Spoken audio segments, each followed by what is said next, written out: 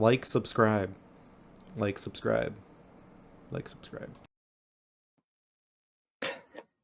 Hey, it's Brad Schimmel on X Spaces. Thanks for joining us. Senator Johnson, can you hear me? I sure can, Brad. All right. Thanks for joining me. Going. Sorry for the delay. So let's see. The general idea here is just to bring attention to the Wisconsin Supreme Court race, which is just going to be decided very shortly. This is, I think we're about 9 days away, perhaps, just over a week. 10 days. So somebody here might be this is a very counting. important race for many reasons. Maybe the most consequential is that it will decide the congressional districts, how congressional districts are drawn in Wisconsin, which if the other candidate wins instead of Justice Schimmel, then the Democrats will attempt to redraw the districts and cause Wisconsin to lose 2 Republican seats. In my opinion, that's the most important thing, which is a big deal given that the congressional majority is so razor thin. It could cause the House to switch to Democrat if that redrawing takes place, and then we won't be able to get through the changes that the American people want. So that's really I'm just speaking personally here. My view, this is about preserving democracy in America and not having ridiculous districts drawn that effectively disenfranchise voters in Wisconsin. That's my number one issue. Yeah. There's also a separate, concern regarding judicial activism. Now, in this case, of course, the judge is elected, so there is a very good feedback loop for the people to decide whether they believe in a judge or don't believe in a judge, because they can vote judges in and out. Right. On the federal level, we've got a bigger challenge because judges are essentially appointed for life, which I think is something we should reconsider. I don't think anyone should have a job for life. It would mean that the very worst judge out of several hundred, no matter what they do, they still get a job for life, which makes no sense to me. I mean, if somebody does a bad job, especially if a judge is extremely politically partisan, and really interprets the law in a way that is unbalanced, and does so repeatedly, then in my view, a judge should be up for impeachment. I think that's just common sense. That doesn't mean they do get impeached, but there should be some chance of impeachment for the very worst judge out of all federal judges. There shouldn't be no chance. That's absurd. So, but with that, let me turn it over to Justice Schimmel, and maybe he can tell you about himself and his views, and people can get to know him. Over to you. Hey, thank you for being on with me today. Yeah, as you said, my opponent got caught auctioning off 2 congressional Republican seats to the highest bidders on a national Zoom call with liberal donors, billionaires from across the country. Perhaps they're having technical difficulties. Technical difficulties.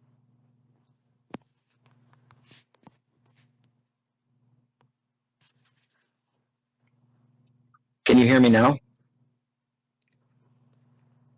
Hello? Hello. Hello. I don't think they can. Brad, I could hear you. Keep going. This is Ron. Keep going.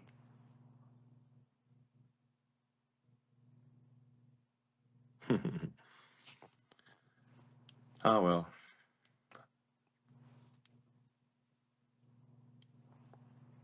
Well, Elon, this is Senator Ron Johnson. Maybe I can hop on, and Well, hopefully this gets resolved soon. I suspect in the future we'll try to maybe start this a bit earlier than the scheduled time, and just confirm that there are no technical difficulties. My apologies for everyone listening. So, Elon, this is Senator Ron Johnson. Can you hear me? Well, Senator, I can hear you, and hopefully the other listeners can hear. You know, and Elon was talking about lifetime appointments to federal courts. In Wisconsin, it's not a lifetime appointment, but it's a 10-year election term. That's darn near lifetime. It's very hard to undo this if we have an activist judge win who wants to impose their own views rather than the law written by the legislature. So the stakes couldn't be higher here. And they've been, since they've had the majority from a year and a half ago, they have been going through a political agenda and just knocking off their favorite wish list items. And as Elon was talking about, my opponent got caught with her hand in the cookie jar trying to auction off 2 Republican congressional seats to gerrymander them and turn them into Democrat congressional seats. This is why she's hauling in unbelievable amounts of national money from the likes of George Soros and J.B. Pritzker.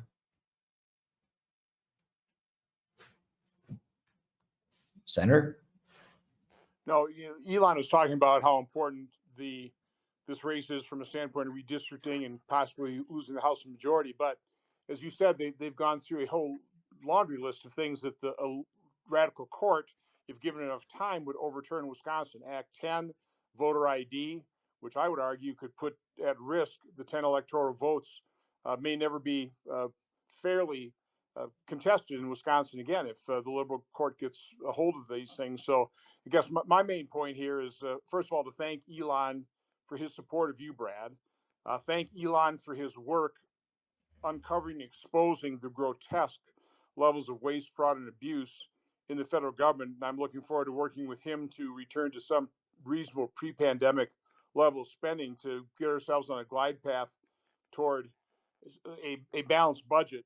But what he did in November in terms of helping finance a ground game to turn the vote out, and that's really what this call is about, is turn the vote out. Donald Trump is now the record vote getter in the state of Wisconsin, almost 1.7 million votes. The previous record holder was Barack Obama. But we lost a heartbreak Supreme Court race in Wisconsin last cycle. That cost us a conservative majority in the court, which is why they were able to redistrict our state legislature, and they'll redistrict the federal legislature. But we lost that. We only got 800,000 votes for Dan Kelly, our conservative candidate, versus 1.7 million for Donald Trump. There's no reason we can't turn out much closer to 1.7 if enough Wisconsinites understand exactly what's at stake in this election. So again, everybody on this phone or on this X Spaces, please, if you're a Wisconsin voter, get out and vote now. Talk to every friend, family, neighbor you know to get them to vote as well. It's just absolutely crucial. And again, I mean, Elon has been so incredibly supportive here for the state of Wisconsin because he realizes this is the epicenter of American politics. We are the bellwether state. And it would be a very bad sign if our Supreme Court remains in liberal judicial activist hands, redistricts, gets rid of voter ID. This is not good for America. So this is not only incredibly important for Wisconsin, this has national implications. But, Brad, God bless you for the time and effort and the hard work you put into this.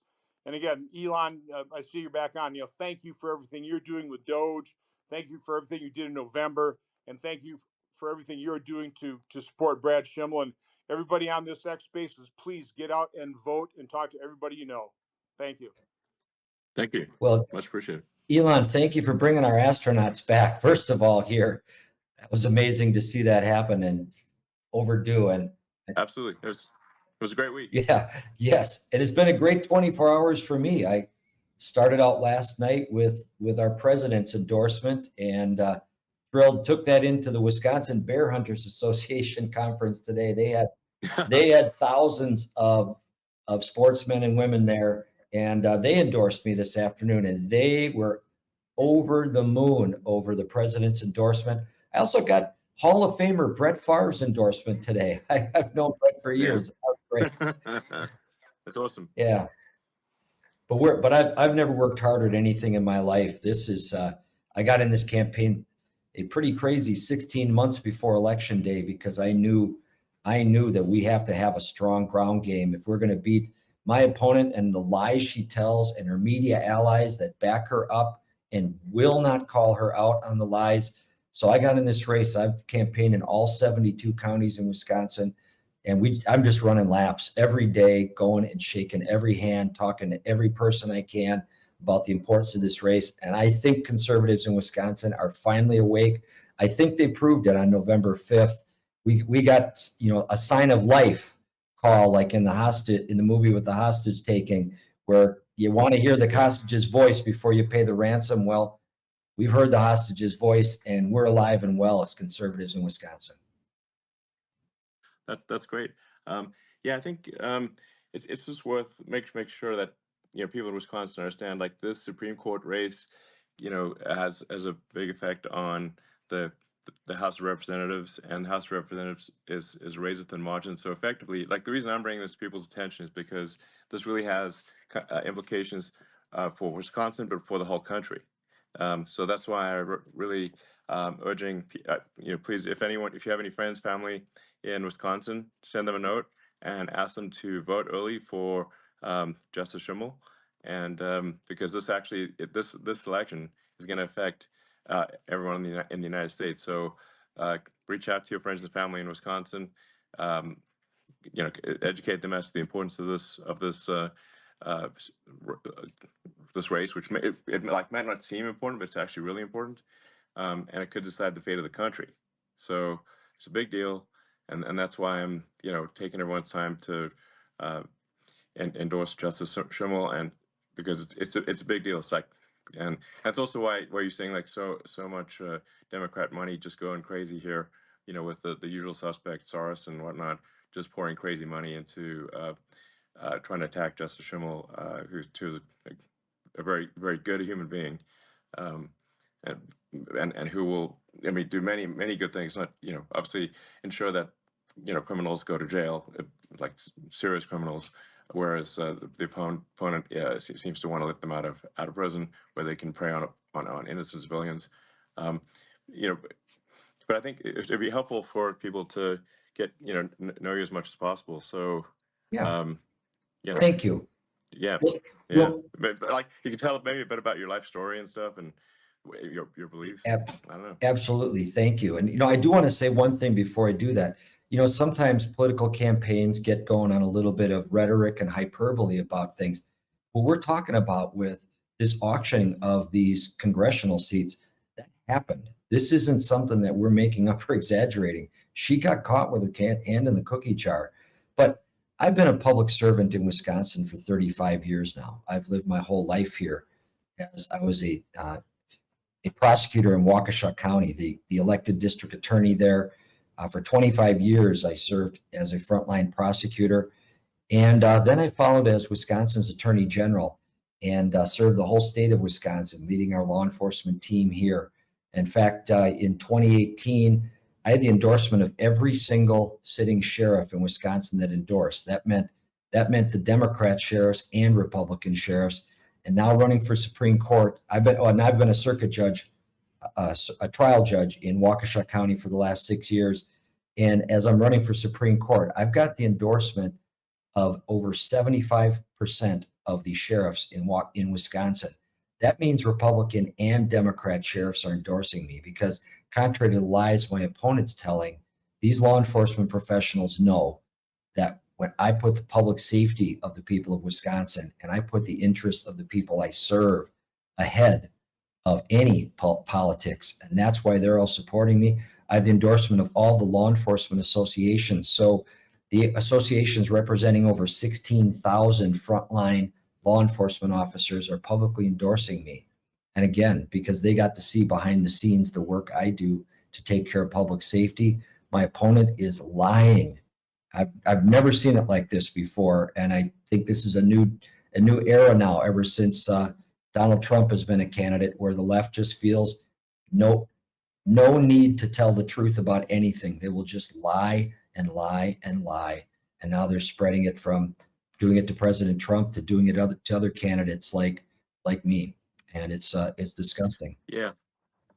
No, absolutely. Well, I think the reason that the police officers are endorsing you is that when you think about it, if you put yourself in the position of a police officer who's trying to enforce the law against sometimes very dangerous people who want to kill the police officer, and sometimes try to kill a police officer and succeed, and then they risk that law enforcement risks their life to arrest a violent felon, and then you have some hyper liberal judge that then releases that felon, like either lets them off scot free or gives them a very light sentence, and then you're a police officer and you must be wondering, why did I risk my life to arrest this violent felon? I my kids could have lost their mom or dad in the line of duty, just to have some hyper radical activist judge release the felon after that. That's really got to be demoralizing, and that's, I think, why you're getting their support. Yeah, there's case after case after case with my opponent in her work as a judge in our most liberal county, Dane County, where the city of Madison is, UW. Their main school is there. Case after case, and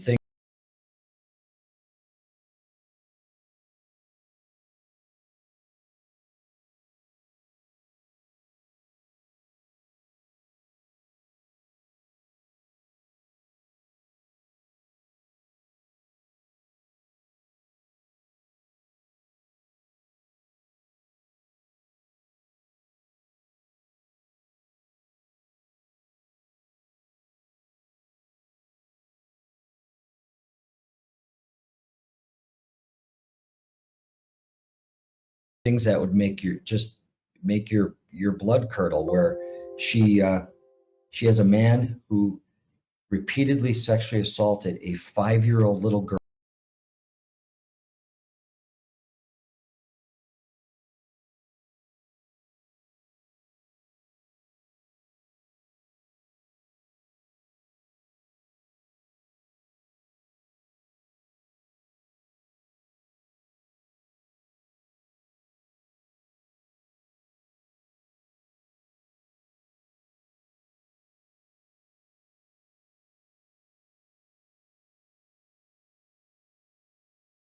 So I think why you're getting their support. Yeah, there's case after case after case with my opponent in her work as a judge in our most liberal county, Dane County, where the city of Madison is, UW. Their main school is there. Case after case, and things that would make your blood curdle, where she has a man who repeatedly sexually assaulted a 5-year-old little girl. That little girl had to testify at trial.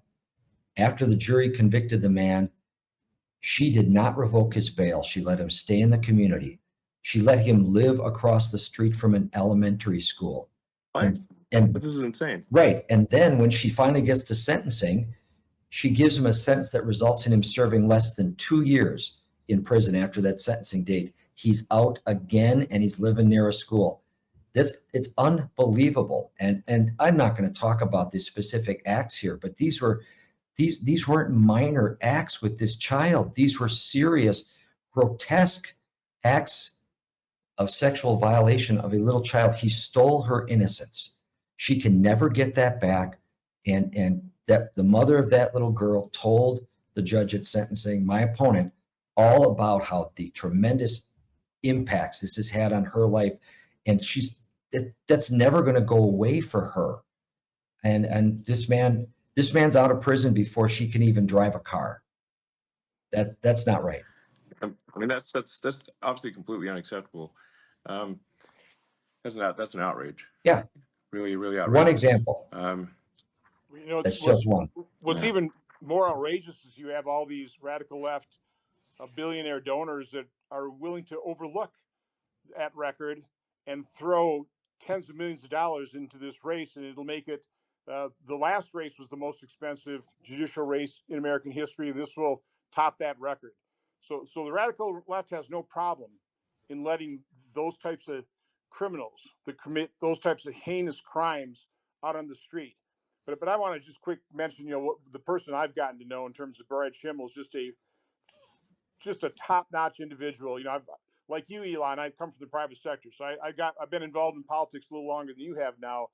So I've campaigned. I realize how much hard work that is.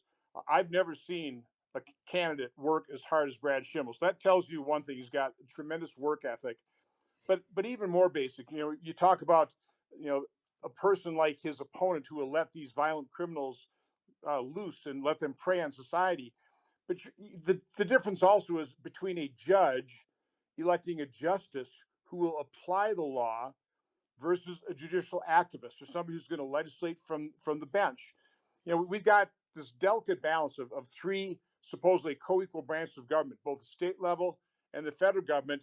But if the courts claim all this power, and if judges view themselves as super legislators, that balance is completely destroyed, and that's what we're seeing here. So even though our legislature, which is probably about the best way you can draw district maps, have the elected representatives of the people draw the maps, that was totally taken away from the elected representatives, put in the hands of basically seven.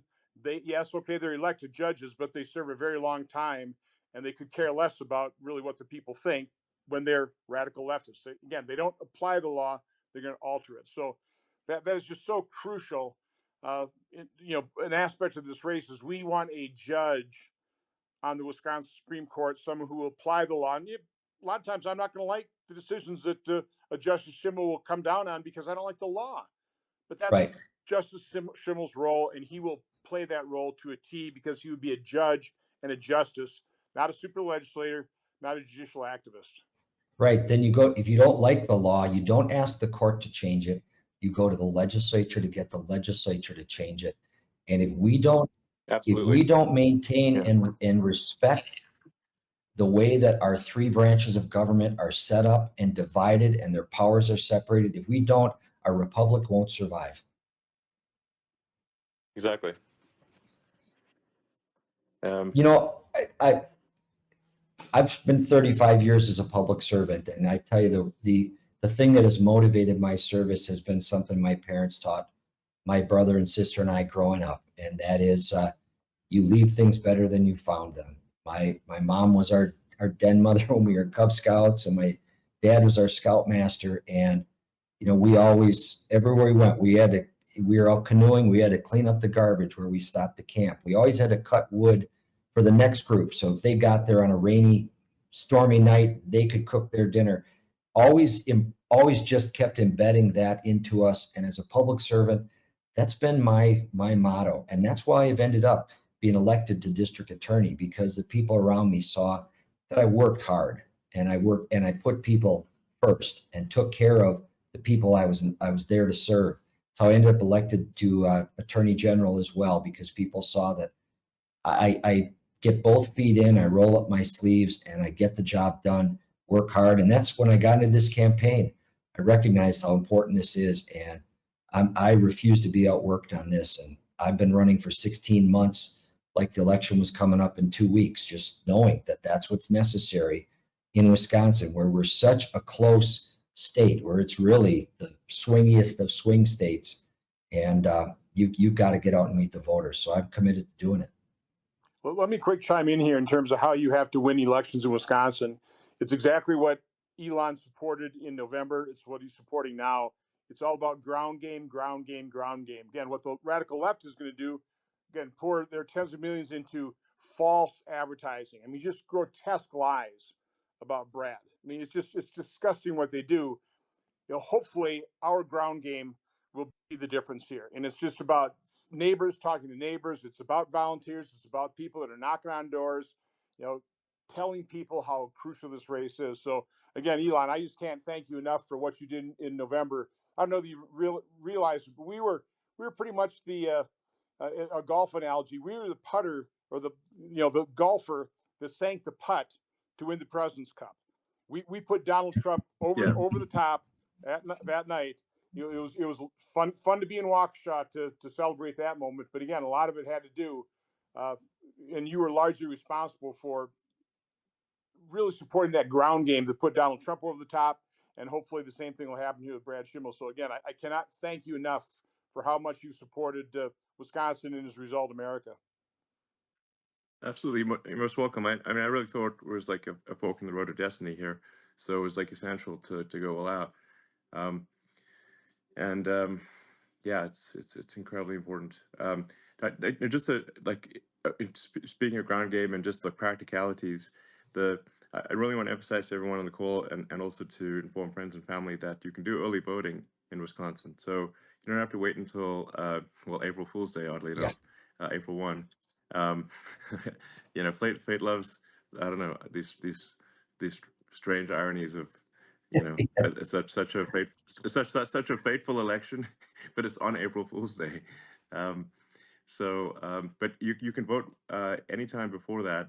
Actually, I guess maybe it's up until Friday next week. Is that correct? Yes. So early voting started last Tuesday. You can go early in person and vote all the way through Friday of this coming week. Monday, the day before the election, you can't. So then your next chance after Friday is to vote on election day. And in Wisconsin, you never know when we're going to get a blizzard, and we can certainly get a blizzard on April 1st. So don't take the risk that you're going to be standing with a shovel at the end of your driveway on April 1st. Get out and vote next week if you can get there. It's a nice sunny day. It's a perfect day to go vote. It'll be quicker too because there won't be big lines like there might be on election day. Get out and get it done. Yeah, this is super important, and we got to hustle. If you look at the early voting data so far, the Democrats winning, which is not good. So we're going to go all out, drag friends and family to vote. And it's and next week is the time to do it. If you know, and ideally Monday, Monday would be the yes, best day. if you know people who went out and voted November 5th, they were excited to save our country then. We've got to ask them the question, do they think the job is done? And I think most of them would look and say, no, there's a lot more work to be done. Of course not. And a big piece of that is to get out and vote April 1st to make sure we save the Wisconsin Supreme Court from the leftists that are running it now. We put it back in conservative hands that will respect the rule of law, will respect the separation of powers, and make sure that the movement to make America great again doesn't bypass Wisconsin because leftist judges prevent it from coming here by their political rulings.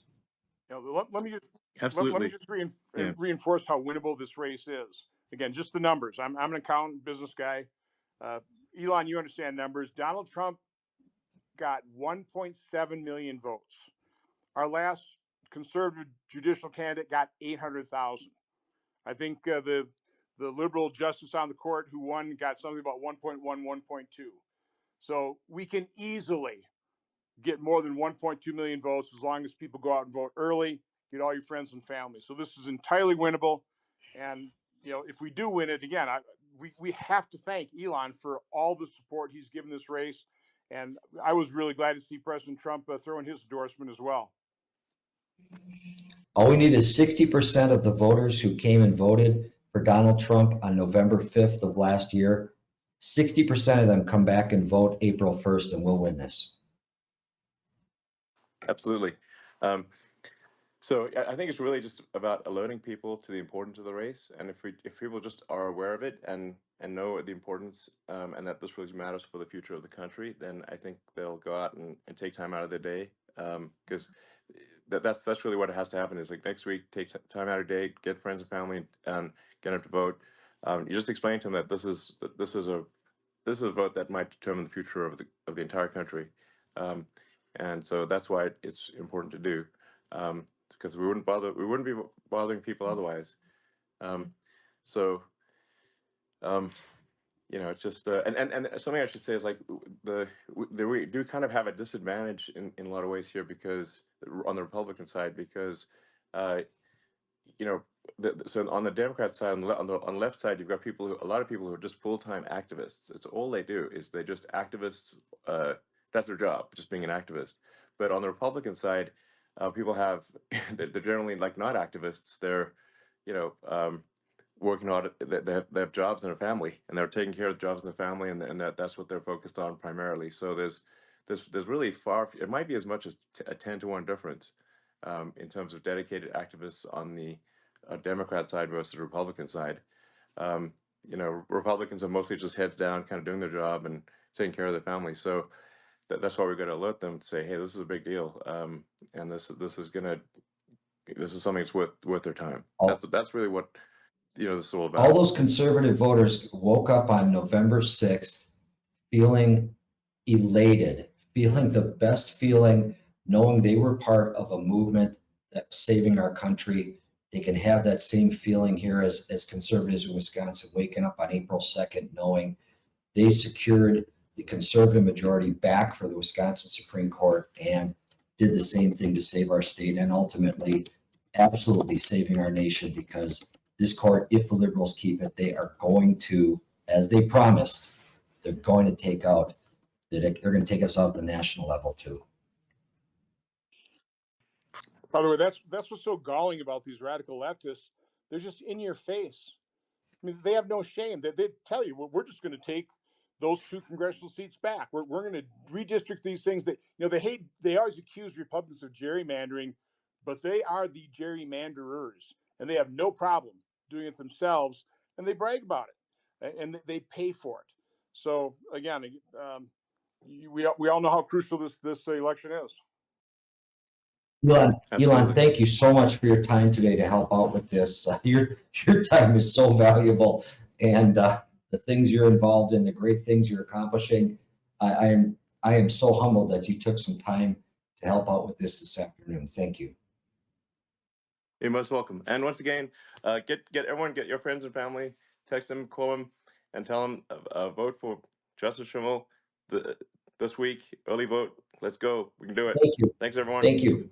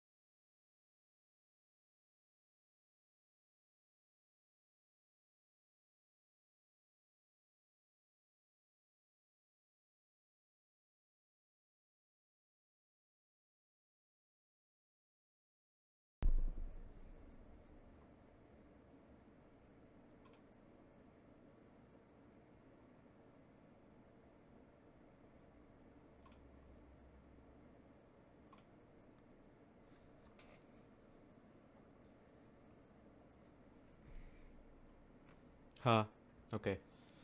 I'm gonna do another listen through where I comment on things.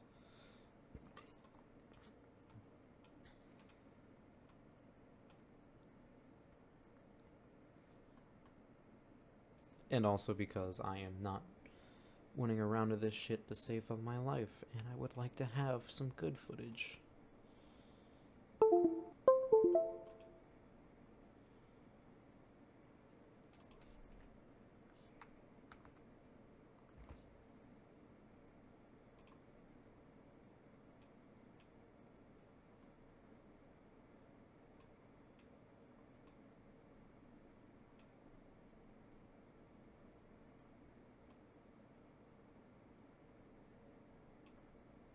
We'll try to maybe do this.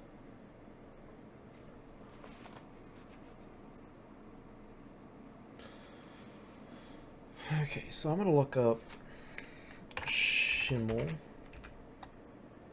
What is his name? It's right there. Schimmel, Wisconsin. Brad Schimmel. Trump endorses Brad Schimmel. Trump endorses Brad Schimmel. Elon Musk will be to thank, thanks to what happened today. You know, very fun that they've been complaining about billionaire endorsements for their opponent when the billionaire, the one everyone knows, the richest man in the world, just had them out on their site doing, you know, their thing. Let me look up who their opponent is, because they didn't name them by name, did they? Susan Crawford. I'm gonna look up Susan Crawford. Let's rapists go free. She has sentenced O'Brien to 4 years in prison, followed by 6 years of extended supervision, though she noted he would receive credit for 777 days already served in jail. The sentence, Crawford said, would provide an opportunity for O'Brien to receive rehabilitative services and for the Department of Corrections to conduct its psychological evaluation of him. Finally, she said it would prepare O'Brien for the ultimate continuation of his life in the community. Lifetime registration as a sex offender would also add a layer of protection to the public, she said. He was ordered to have no contact with minors without the approval of his correctional agent, and, even then, that contact must be supervised by an approved, responsible adult. In the debate, Crawford said she would stand by her cases and hit back at Schimmel's record. Between him and Elon Musk, they have focused on 2 cases out of thousands that I've handled where I sentenced people to prison and then followed that with several years of extended supervision, she said. Those people who are still on supervision, they have not committed any new crimes, and they will be on the sex offenders registry for the rest of their lives. Crawford said she did not regret sentencing O'Brien to 4 years in prison after the prosecutor requested 10 years. I don't regret that sentence because I followed the law in that case, as I always do, she said. I applied the law, which says that judges have to consider every relevant factor in sentencing. Those include the aggravating and mitigating factors and the minimum amount of prison time the judge believes is necessary to protect the public, she said. My goal is to always keep the community safe. Alright, but I do believe when they said that they had an agent keeping him away from minors so he should not commit any new crimes. It's a very dangerous thing to just trust, but having faith that someone can get better is important, especially if they might not be, you know, neurotypical and or able to understand the weight of their actions.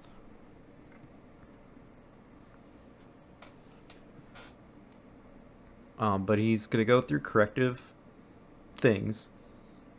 I'm going to drop no opinion on this because there's no right to make an opinion on this.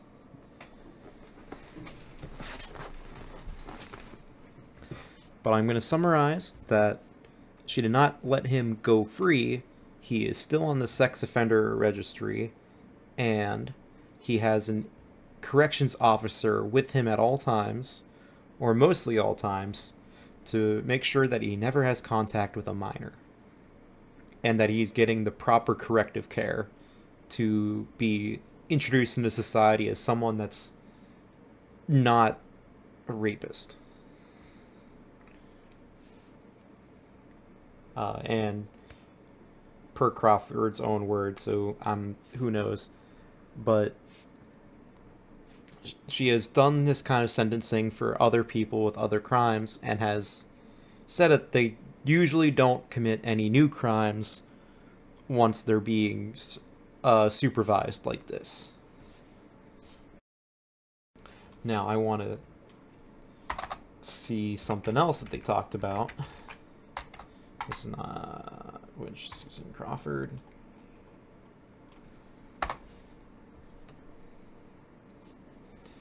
Susan Crawford, billionaire endorsements.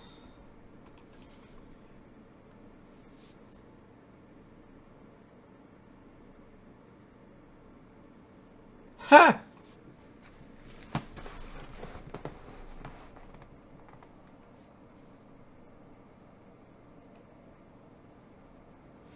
Wow, the billionaires supporting...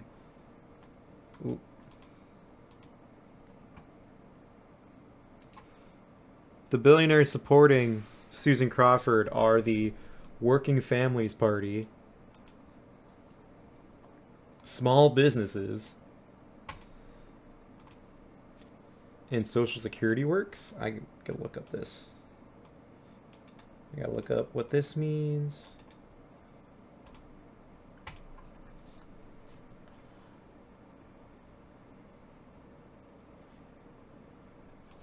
Okay, so this does kind of hint that there's corruption and lobbying going on in this. However, I'm going to drop an opinion on that too, but I do want to say that their focus is to elect leaders who expand, our benefits. And I'm going to look up the Working Families Party. This is exactly what I want. This is exactly what I've been talking about. How about that? I'm cool with that. I'm okay with this. So the quote-unquote billionaires supporting her campaign are the working class. So Wisconsin, when you hear this, if you see this, the working class has endorsed Susan Crawford, while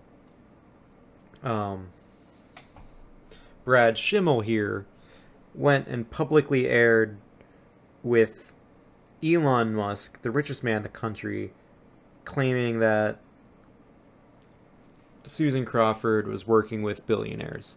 That is some level of hypocrisy. This actually for par for Elon Musk. He is a huge hypocrite, constantly being a hypocrite on Twitter, but that's not about this. They mentioned the Zoom call.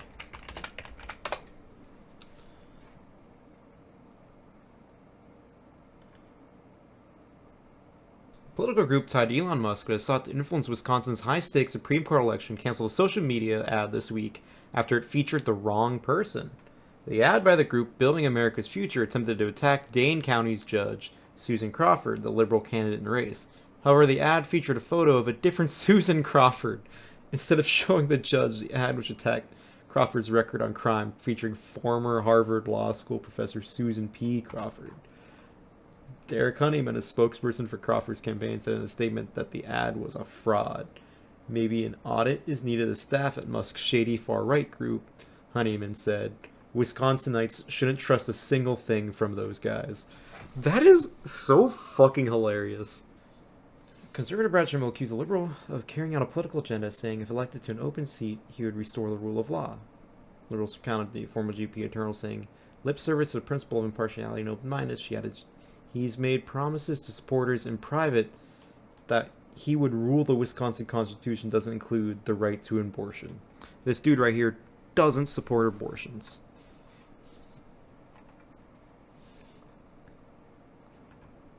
Crawford also said Schimmel's beholden to Elon Musk. Well, I just saw that with my own eyes.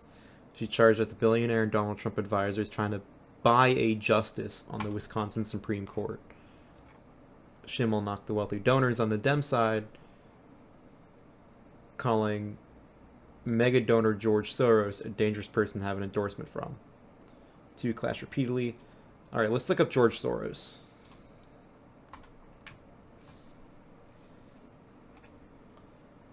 It's an American investor philanthropy. As soon as I see the word philanthropy, I know he's better than Elon Musk. He had a net worth of $7.2 billion. Wow, they're complaining about someone that's worth... Let me do the math in my head real quick. About...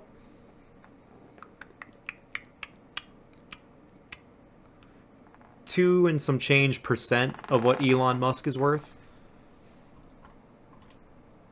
Having donated more than $32 billion to the Open Society Foundations, which $15 billion has already been distributed, representing 64% of his original fortune.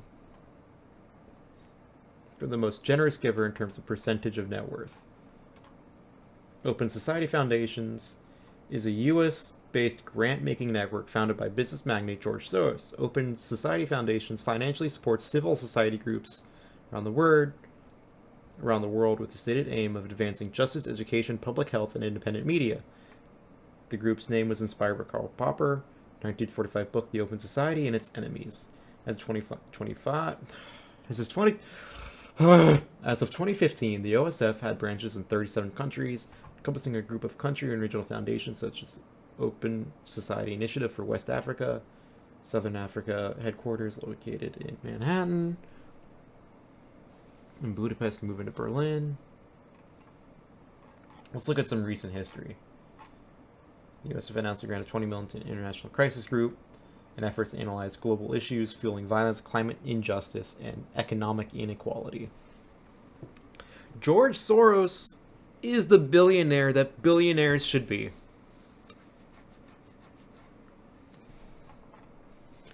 Let's fucking go. I don't see a problem with this man who is working to fight economic inequality, climate injustice, and right here, where is it?